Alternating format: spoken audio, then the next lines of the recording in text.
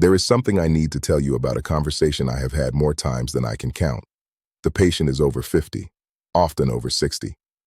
They sit across from me, and they say some version of the same thing. I haven't changed anything. I eat the same way I've always eaten. I exercise the same way. I drink the same amount of coffee I've always drunk. And my blood sugar keeps going up. And they mean it. They are not being defensive or dismissive. They are genuinely describing what they observe. Nothing changed.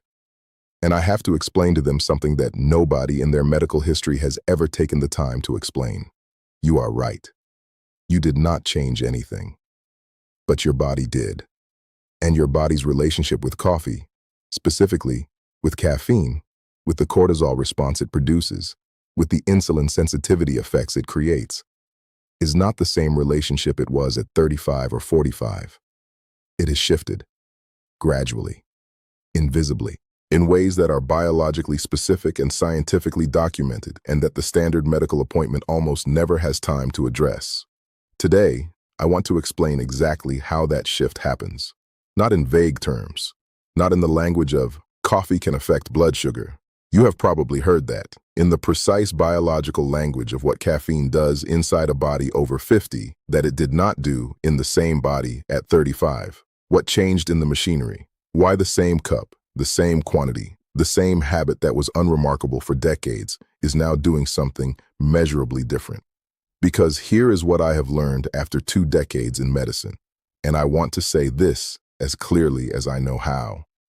The patients who improve the most consistently, the ones whose A1C stabilizes, whose morning numbers come down, whose energy and metabolic function shift in the right direction, are not always the ones who make the most dramatic changes. They are often the ones who understood a single specific mechanism clearly enough to make one precise adjustment that addressed the root rather than the symptom.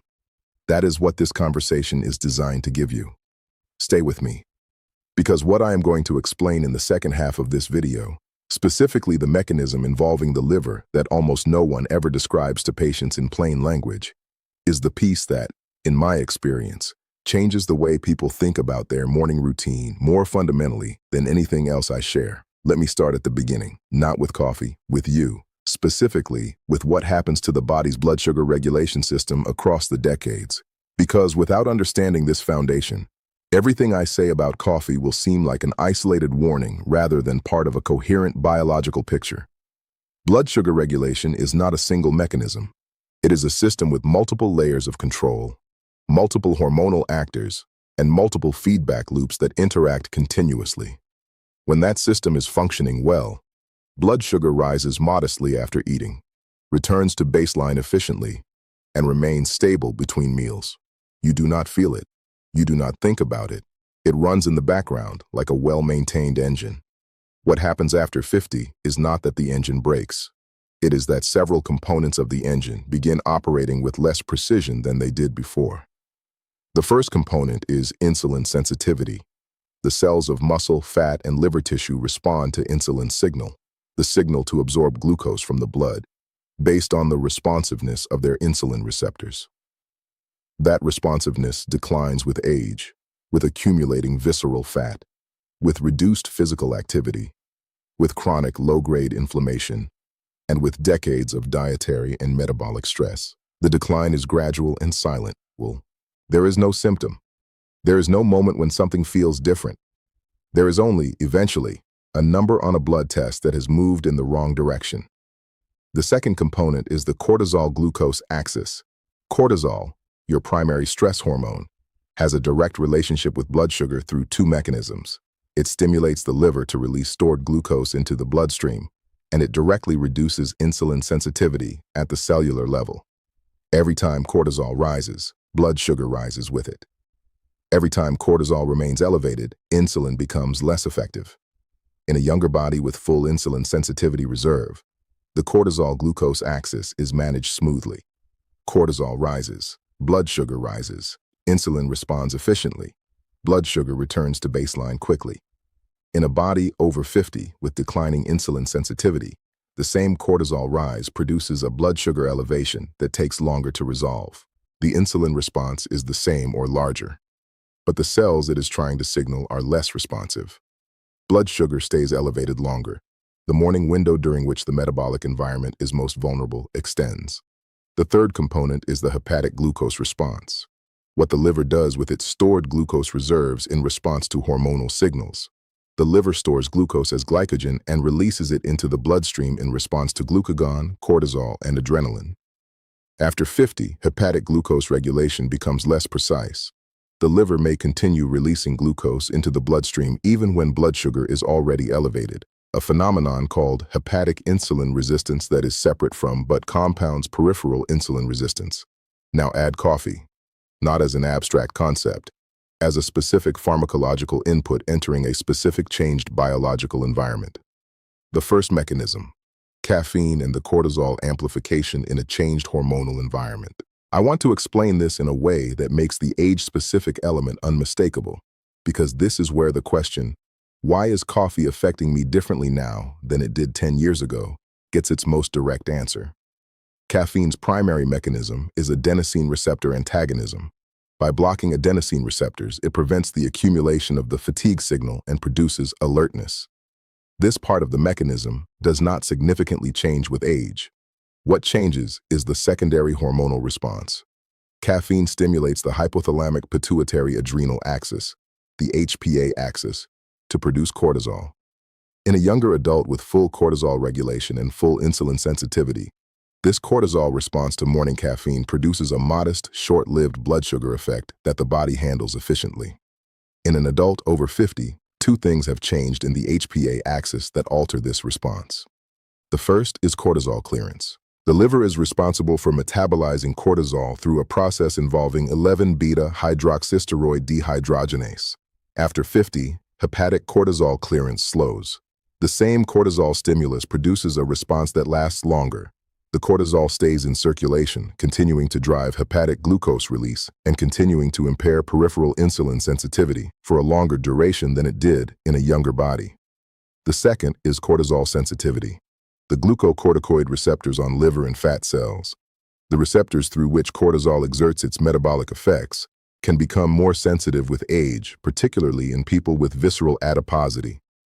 More sensitive receptors mean a larger metabolic effect from the same cortisol concentration. The result, the same cup of coffee, containing the same amount of caffeine, producing the same cortisol response it always has, now stays in the system longer and produces a proportionally larger blood sugar effect because the environment receiving it has changed. This is not a different cup of coffee.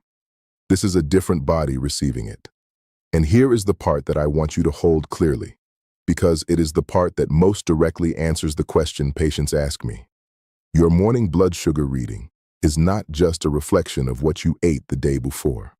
It is a reflection, in significant part, of the cortisol environment that your morning coffee is creating in a body whose cortisol clearance is slower and whose insulin sensitivity is reduced. The number on the glucometer at 7 in the morning has a contributor that nobody has pointed to.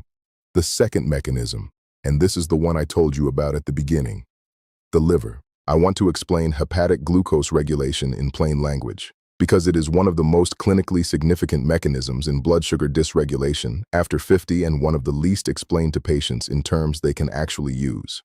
Your liver contains a store of glucose in the form of glycogen, a storage form of glucose that can be rapidly converted back to glucose and released into the bloodstream when the body needs it.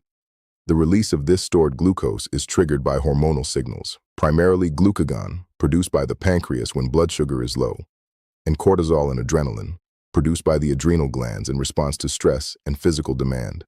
In a healthy liver with normal insulin sensitivity, this process is tightly regulated. The liver releases glucose when blood sugar is genuinely low. When blood sugar is adequate or elevated, the liver receives an insulin signal to stop releasing glucose and to store it instead. After 50, and particularly in people with developing insulin resistance and any degree of non-alcoholic fatty liver disease, which is far more prevalent than most people realize, affecting an estimated 20 to 30% of adults over 50, the liver becomes selectively resistant to insulin's suppressive signal. It continues releasing glucose into the bloodstream even when blood sugar is already elevated, and even when insulin levels are high. The stop signal is not being received. This is hepatic insulin resistance. It is the primary driver of elevated fasting blood sugar in people with early type 2 diabetes and prediabetes. It is why morning blood sugar can be high despite not having eaten since the night before. The liver has been releasing glucose overnight, responding to the cortisol of the early morning rise, and not receiving the insulin stop signal efficiently. Now add caffeine. Caffeine, as we have discussed, amplifies the cortisol response. Cortisol drives hepatic glucose release. In a liver that is already receiving the cortisol signal to release glucose and is already not responding efficiently to insulin's stop signal, caffeine on an empty stomach is adding a second cortisol stimulus to a system that is already producing too much hepatic glucose and not suppressing it efficiently. This is why the morning coffee before food, in a person over 50 with any degree of hepatic insulin resistance, produces a blood sugar excursion that seems disproportionate to the cup of coffee that caused it. It is not disproportionate. It is a precise, mechanistically predictable consequence of a hormonal stimulus meeting a changed hepatic environment. The third mechanism, caffeine and peripheral insulin resistance, the direct cellular effect. This is the mechanism that receives the most attention in the research literature and the least explanation in clinical practice, and I want to give it its proper context. Multiple controlled studies, including elegant crossover designs where the same individuals consumed caffeine or placebo and had their insulin sensitivity measured directly, have demonstrated that caffeine reduces peripheral insulin sensitivity acutely. The mechanism involves adenosine receptor blockade in muscle tissue specifically. Adenosine, in addition to its neurological role in fatigue signaling, acts as a vasodilator in skeletal muscle. It helps regulate blood flow to muscle tissue in response to metabolic demand. When adenosine receptors in muscle are blocked by caffeine, muscle blood flow is reduced. Less blood reaching the muscle means less glucose and less insulin reaching the muscle tissue. The insulin that is circulating in the bloodstream following a meal or a cortisol response is delivering its glucose signal to a reduced surface area of muscle tissue. The practical consequence. In the hours following caffeine consumption, the body's ability to clear glucose from the bloodstream into muscle tissue is measurably reduced. Studies have found acute reductions in insulin-mediated glucose uptake of 15 to 30% in the hours following caffeine consumption, compared to the same individuals in the caffeine-free condition. In a person with full insulin sensitivity reserve, this temporary reduction is handled by compensatory mechanisms. In a person over 50 with declining insulin sensitivity, that additional 15 to 30% reduction is not well compensated. Blood sugar rises, it stays elevated longer. The insulin response that follows is larger, creating a compensatory hyperinsulinemia that drives subsequent hunger and the cycle of blood sugar variability that is the hallmark of progressive insulin resistance. The fourth mechanism, the sleep-blood sugar connection, and how caffeine's half-life interacts with it differently after 50. I want to spend time on this one because it is the most indirect mechanism on this list and the one most people have never heard connected to their morning numbers. Caffeine is metabolized primarily by the liver through a cytochrome P450 enzyme called CYP1A2. The rate of this metabolism varies significantly between individuals based on genetics and, critically, on age. After 50, CYP1A2 activity declines in many people. The half-life of caffeine, the time required for the body to eliminate half of a dose from the bloodstream, extends from the 4 to 6 hours typical of younger adults to 6 to 9 hours in many people over 50.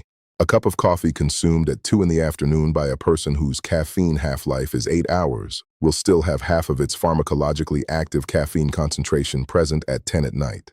A quarter of it present at 2 in the morning. At those concentrations, caffeine continues to block adenosine receptors and continues to exert its alerting effect. Sleep onset is delayed. More importantly, slow-wave sleep, the deepest stage of non-REM sleep, during which the majority of cellular repair, growth hormone release, and metabolic recovery occurs, is reduced. Now here is the connection that most people have never been given. Slow-wave sleep duration is directly associated with insulin sensitivity the following morning. In controlled sleep studies, selective deprivation of slow-wave sleep, while maintaining total sleep duration, produced insulin sensitivity reductions of 20 to 25% the following day. The mechanism involves growth hormone, which is predominantly released during slow-wave sleep and which directly supports insulin sensitivity in peripheral tissue, and inflammatory cytokine regulation, which is also partially dependent on sleep architecture. The afternoon coffee that reduced slow-wave sleep last night has contributed to the reduced insulin sensitivity that the morning coffee will encounter today. The cycle is self-reinforcing. Caffeine reduces sleep quality. Reduced sleep quality reduces insulin sensitivity. Reduced insulin sensitivity amplifies the blood sugar response to the next morning's caffeine. Day after day, invisibly, in a chain of causation that connects an afternoon beverage to a morning blood sugar reading through a night of slightly compromised sleep that no one ever identified as a link in the chain. The fifth mechanism: what the body does with caffeine-driven adrenaline, and why this is different after 50 in a way that directly affects blood sugar. Caffeine stimulation of the adrenal glands produces not only cortisol, but adrenaline, epinephrine. Adrenaline is part of the fight or flight response. It prepares the body for physical action by doing several things simultaneously: accelerating heart rate, increasing blood pressure, and, critically, signaling the liver to release stored glucose into the bloodstream to fuel anticipated muscular activity. This is the same hepatic glucose release mechanism as cortisol, operating through a different receptor pathway, but producing the same net effect: more glucose entering the bloodstream from the liver. In a younger adult, the adrenaline response to caffeine is moderate, short-lived, and well-tolerated metabolically. In an adult over 50, particularly one with any degree of autonomic dysfunction, the gradual changes in autonomic nervous system regulation that accompany aging and are significantly accelerated by insulin resistance and metabolic dysfunction. The adrenaline response to caffeine may be amplified and may produce a more prolonged blood sugar effect. There is also a second element that is specific to the post-50 body: the counter-regulatory response to adrenaline-driven glucose release. In a younger person with full insulin sensitivity, the liver releases glucose, insulin rises efficiently, and blood sugar returns to baseline quickly. In a person with hepatic insulin resistance, the glucose is released by the liver in response to adrenaline, but the insulin signal to stop that release and to clear the circulating glucose is impaired. The adrenaline-driven glucose release continues longer. The clearance is slower. The blood sugar elevation persists. 1 cup of coffee. 5 distinct mechanisms, all of them amplified by the specific biological changes that occur after 50. All of them operating in a body that is indistinguishable from the outside from the body that drank the same coffee at 40 without a second thought. Now, what do you actually do with this? Because this is the point at which I want to be completely clear about something, and I want to say it before I give you the practical framework, because I think the order matters. I am not telling you that coffee is harmful. The epidemiological evidence on habitual coffee consumption and long-term metabolic health is, on balance, favorable. Regular coffee drinkers have lower rates of type 2 diabetes over the long term, not higher. The antioxidant and anti-inflammatory compounds in coffee, chlorogenic acids, caffeic acid, and others, appear to support insulin sensitivity over time through mechanisms that are separate from and partially counteracting the acute effects I have described. What I am telling you is that the acute effects, the cortisol response, the hepatic glucose stimulation, the peripheral insulin sensitivity reduction, the sleep architecture disruption, are real, are dose and timing dependent, and interact with the specific biological environment of a body over 50 in ways that create blood sugar patterns that are predictable and addressable. The goal is not less coffee. The goal is coffee that works with your metabolic biology rather than against it. Here is the complete practical framework. The morning sequence: eat before you drink. Something small with protein. 2 eggs, a tablespoon of nut butter, full-fat yogurt, anything that establishes a metabolic foundation before caffeine enters the system. The cortisol response to morning caffeine is significantly blunted when food has preceded it. The hepatic glucose release is partially moderated by the insulin response to food. The peripheral insulin sensitivity reduction from caffeine matters less when the metabolic environment is already stabilized by a protein-containing meal. The timing: your first cup after your first food. Not during, not before, after.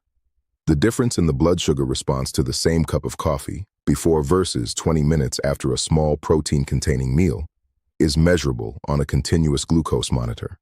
It is not small. It is a difference that shows up in the morning reading and in the HbA1c over time. The quantity and distribution. Total daily coffee quantity distributed through the morning and early afternoon, rather than concentrated in the first 90 minutes of the day.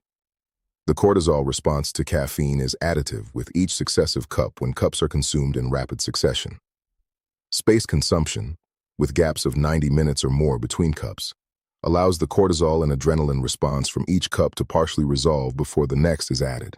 The additions: unsweetened full-fat cream or whole milk. No flavored creamers containing maltodextrin, corn syrup, or sweeteners of any kind.